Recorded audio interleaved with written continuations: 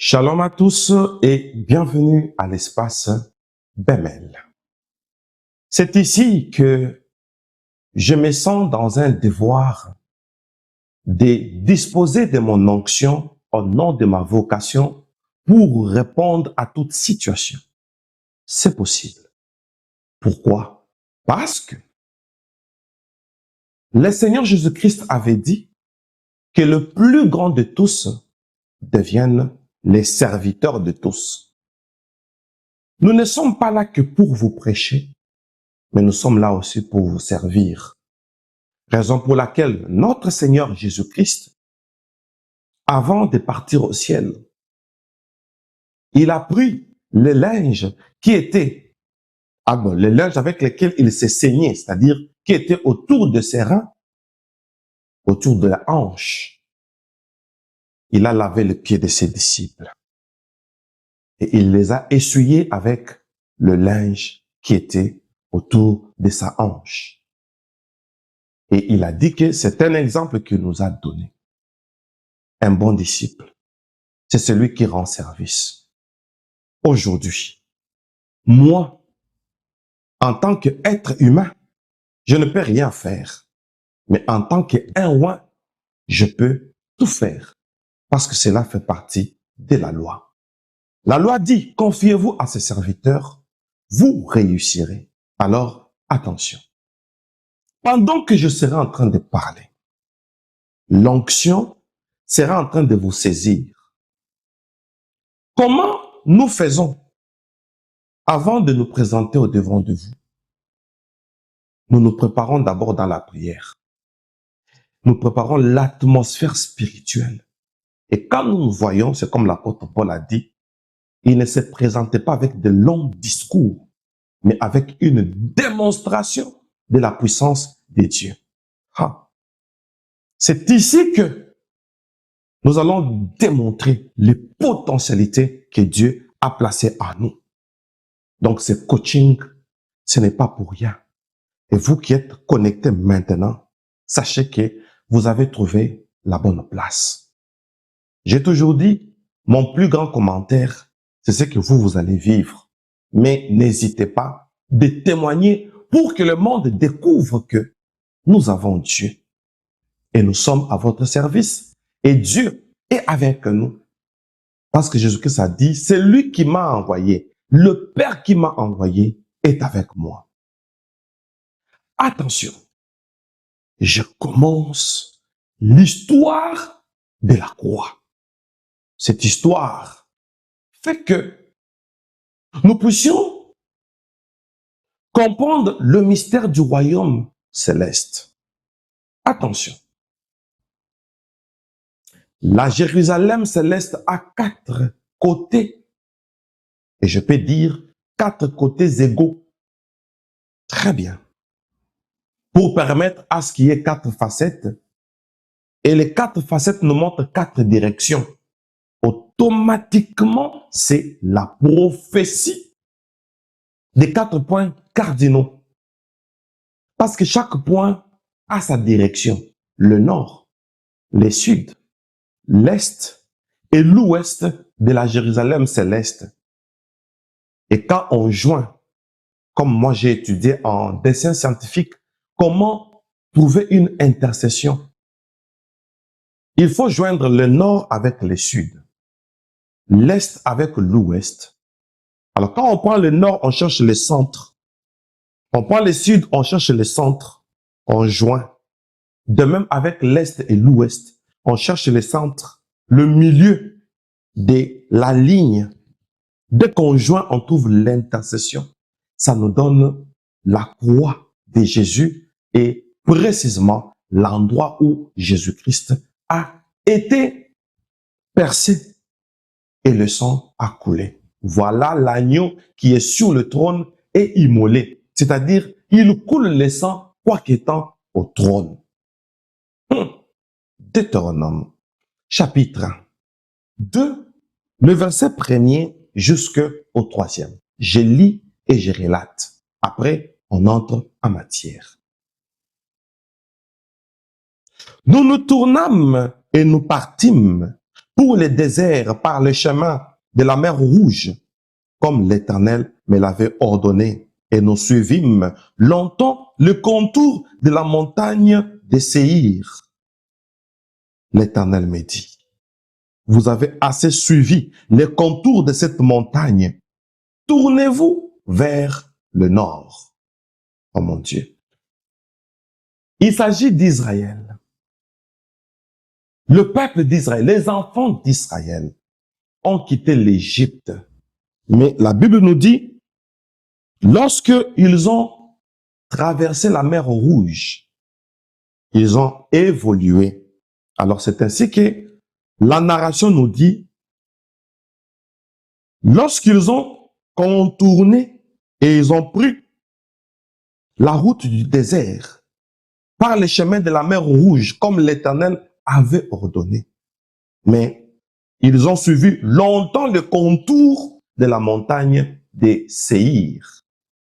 Donc, ils s'étaient perdus. Israël s'est perdu au désert.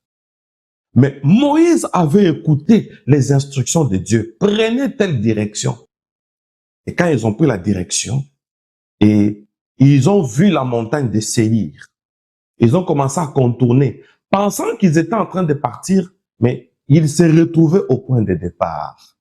Toi qui te retrouves toujours au point de départ, toi qui commences pour te lancer et qui te retrouves toujours au point de départ, toi qui montes et qui finis par te retrouver toujours en bas, ces messages te concernent. Toi qui te rends compte que apparemment les choses ne répondent pas par rapport à tes attentes. Attention, ce message est pour toi parce que c'est un coaching. Le Dieu que je sers avec toute onction est en train déjà de s'occuper de toi. L'Éternel dit à Moïse, attention, je m'appelle aussi Moïse, tournez-vous vers le nord pour dire que pour tout celui qui est perdu sans repère dans un désert, attention, tu te demandes quoi faire encore. Aujourd'hui, la prophétie dit, tournez-vous vers le nord. Donc, le nord est le point de départ, c'est-à-dire tout celui qui fait partie du royaume céleste. C'est ça le nord. C'est ça la ville du roi. Tout celui qui fait partie du royaume céleste ne peut pas se perdre. Parce que dans notre royaume, les choses se font déjà avant le temps. Voilà pourquoi j'ai donné les passages des psaumes 93, le verset 1er jusqu'au 3e. L'Éternel règne. Il est revêtu de majesté. L'Éternel est revêtu. Il est saint de force. Aussi, le monde est ferme. Il ne chancelle pas. Ton trône est établi de les temps anciens. Tu existes de toute éternité. Attention. Tournez-vous vers le nord, c'est-à-dire tournez-vous vers celui qui existe depuis l'éternité. Il a existé avant le monde, celui qui a la cartographie de la direction où nous allons. Celui qui existe avant toute chose. J'ai dit à quelqu'un, la croix que vous voyez, cette croix, nous voyons le nord, le sud, l'est et l'ouest, pour dire que le règne de Dieu consiste à exister avant tout. Voilà pourquoi je vous ai parlé récemment de la vie que j'ai découvert qui existait hors temps, c'est-à-dire avant le temps. C'est ce que le psalmiste est en train de dire. Voilà pourquoi au ciel, on adore Dieu, on dit qu'il est l'ancien des jours. Israël, vous avez tant contourné plutôt la montagne des Séhir. Mais Moïse avait respecté l'ordre de Dieu, le plan de Dieu, le plan de la marche. Mais d'où venait le vrai problème? Et cela est prophétique. Voilà pourquoi j'ai dit que je veux vous raconter l'histoire de la croix. La croix est une prophétie circonstancielle. C'est avec raison que la croix existe. Les enfants d'Israël contournent. Ils ont contourné la montagne de Séhir. Ils se sont perdus dans les déserts parce que le désert est sans repère. Alors, toute direction qu'ils prenaient, mais ils se retrouvaient au point de départ. Ainsi, nous allons expliciter prophétiquement c'est quoi contourner la montagne de Séhir. Et là, nous sommes dans le livre de Genèse, chapitre 36, le verset 8 à 9. Genèse 36, le verset 8 à 9. Ésaü s'établit dans la montagne de Séhir. Ésaü, c'est Édom. Voici la postérité d'Ésaü, père d'Édom, dans la montagne de Séhir.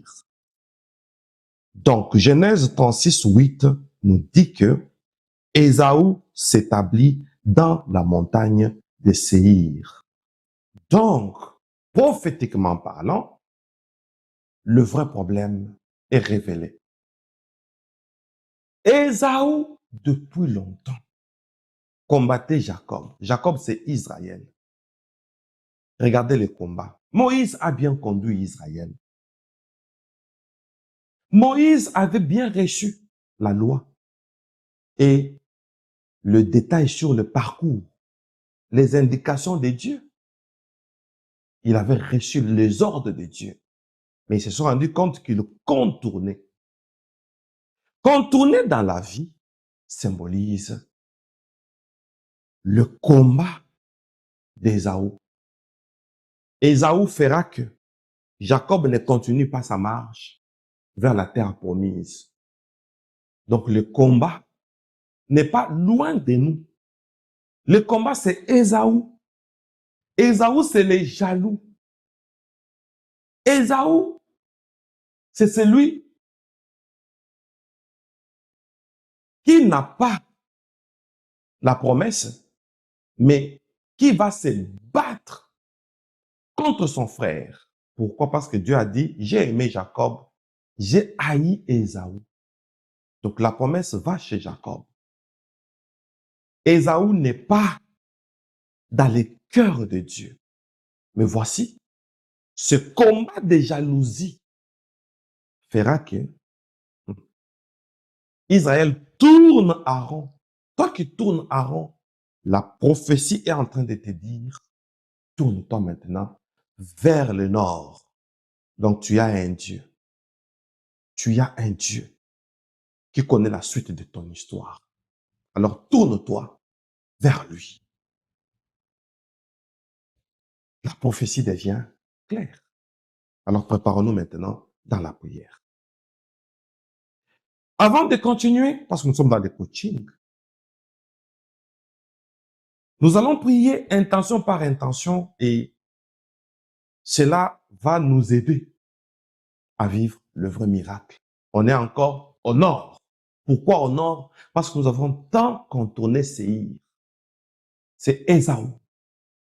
C'est le combat qui a commencé dès le sein maternel. Pour dire que quand nous naissons sur la terre, c'est le combat. Voilà pourquoi Jésus-Christ a dit, je ne vous ai pas amené la paix, mais l'épée. Nous devons nous battre. Attention, c'est parti. Intention prophétique pour entrer dans la sphère de l'autorité divine. Père éternel, de même que tu as donné à Moïse de se tourner vers le nord, nous nous tournons maintenant vers la direction céleste de ton trône. Nous revendiquons l'autorité royale en Jésus-Christ pour dominer sur toute puissance des ténèbres. Établis-nous sur les hauteurs spirituelles afin que nous exercions ton gouvernement divin sur les situations, les nations et les combats qui nous entourent. Au nom puissant de Jésus-Christ, proclamons-le et c'est parti.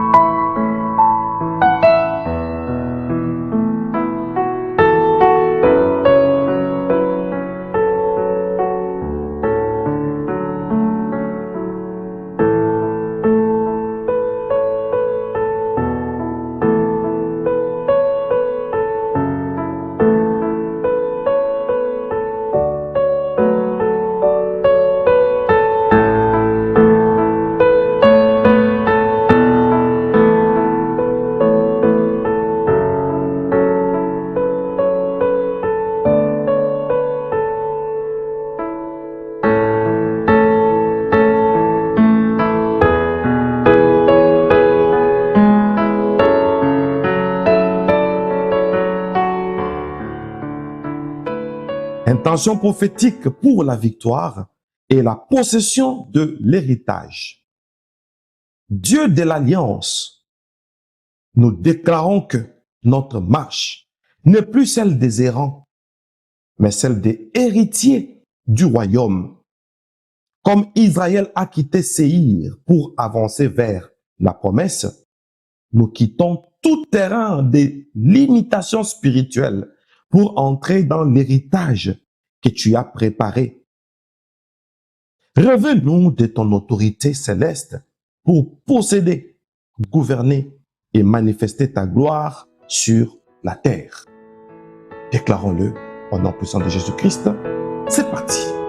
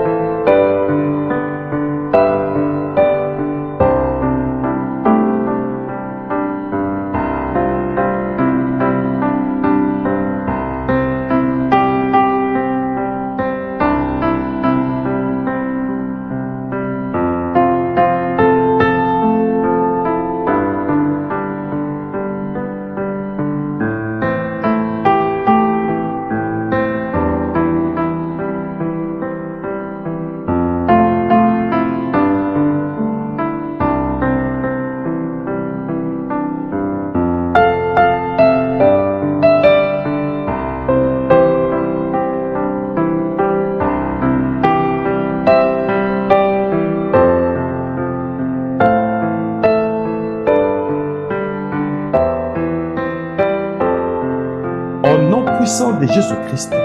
Que cela soit ainsi. Amen. Peuple béni du Seigneur, attention. Parce que c'est un coaching. Je libère maintenant l'onction. Que cette onction que je libère, recevez l'onction. Au nom puissant de Jésus-Christ. Que cette onction, maintenant la même, nous conduise tous ensemble en direction du nord pour dire que, parce que le nord existe, c'est-à-dire parce que le royaume des cieux, les royaumes des dieux, la Jérusalem céleste existe. Donc, la constitution céleste ne permettra pas que toi et moi, nous soyons victimes des limitations. Au nom de Jésus-Christ, je prie sous des aspects. Celui qui te limite ou ce qui te limite, que ce soit une personne, un esprit, que ce soit une circonstance, une réalité, en amont comme en aval. Maintenant là, parce que Jésus-Christ a dit, allez chasser les démons, purifier les lépreux, je déclare votre délivrance et toutes les raisons, conscientes ou inconscientes, connues ou inconnues, de près tout comme de loin, au nom de Jésus-Christ, je déclare que ces raisons soient annulées, que l'onction vous saisisse. Maintenant là, je proclame votre miracle. Recevez le miracle. Et à partir de cet instant, tu ne tourneras plus à rond. Nous ne tournerons plus à rond. Je ne tournerai plus à rond. Au nom puissant de Jésus-Christ. Par ce coaching, je proclame sur toi, comme Jacob avait proclamé sur ses enfants, ses 12 fils, je proclame sur toi et je dis, tu as un parcours. Tant que tu n'as pas encore atteint la cible, que cette onction te caractérise d'une manière permanente pour te retirer de là où tu tournes à rond. Je libère l'onction pour quiconque évolue mais n'arrive pas. Travaille mais ne reçoit pas les résultats. Fournit les efforts mais n'est pas toujours satisfait. Je les déclare dans le nom puissant de Jésus-Christ. Recevez la satisfaction et que notre Dieu vous prenne maintenant et nous prenne maintenant en charge de manière que toute forme de limitation nous libère aujourd'hui. Que les chaînes de limitation tombent. Voilà la montagne de Séhir qui fait contourner Israël. N'est-ce pas que Jacob et Ésaü se sont encore rencontrés? N'est-ce pas le fils, les petits-fils, les petits-petits-fils de Jacob et Israël sont tous maintenant contraints vers un combat qui a commencé entre pères, Jacob et Ésaü. Et voilà, maintenant, c'est tout un peuple qui contourne la montagne d'Ésaü. Donc, Ésaü a pris en otage tout un peuple. Un ancien combat d'enfance qui continue même aux générations futures. Alors, je déclare, même les combats que tu traverses provenant des générations passées, où il y a eu des combats de familles, des guerres de familles, des sorciers de famille, des démons géants établis dans la famille, au nom de Jésus-Christ. Toi, tu es une nouvelle créature. Ton identité, c'est le royaume des cieux, le royaume des dieux. Est-ce qu'on peut dire Amen 3 fois? Amen, Amen, Amen. Nous allons conclure avec un passage. Nous sommes dans Éphésiens chapitre 2, le verset 6. Attention. Il nous a ressuscités ensemble et nous a fait asseoir ensemble dans les lieux célestes en Jésus-Christ. Alléluia. Voici Éphésiens 2, 6 qui nous dit: il nous a fait asseoir dans les lieux célestes. Très bien. Donc, Les lieux célestes, là, c'est le nord. Tournez-vous vers le nord. Là, c'est pour dire, notre identité, c'est l'identité céleste. Ah. Nous sommes ceux des cieux. Alors, tournez-vous vers le nord, c'est-à-dire, tournez-vous vers votre identité.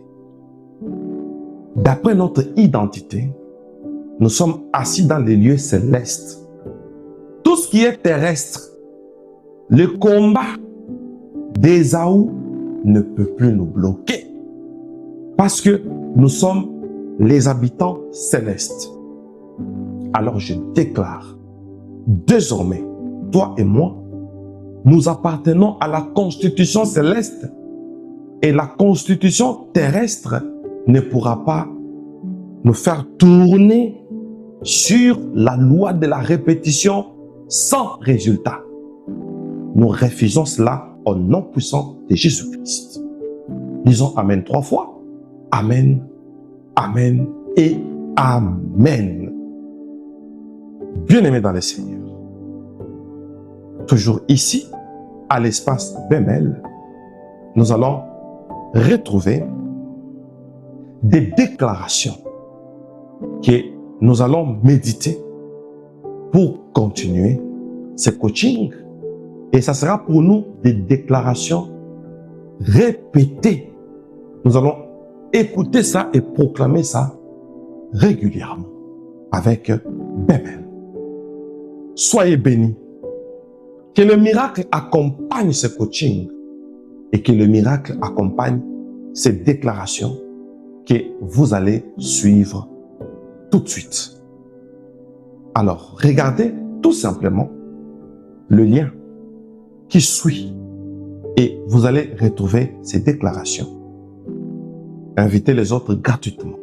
Envoyez juste les liens que vous avez pour que les autres adhèrent aussi gratuitement à l'espace Bemel. Soyez bénis et retrouvons-nous à la suite de ce programme sur les Sud, les mystères du salut. Bye bye et à très bientôt.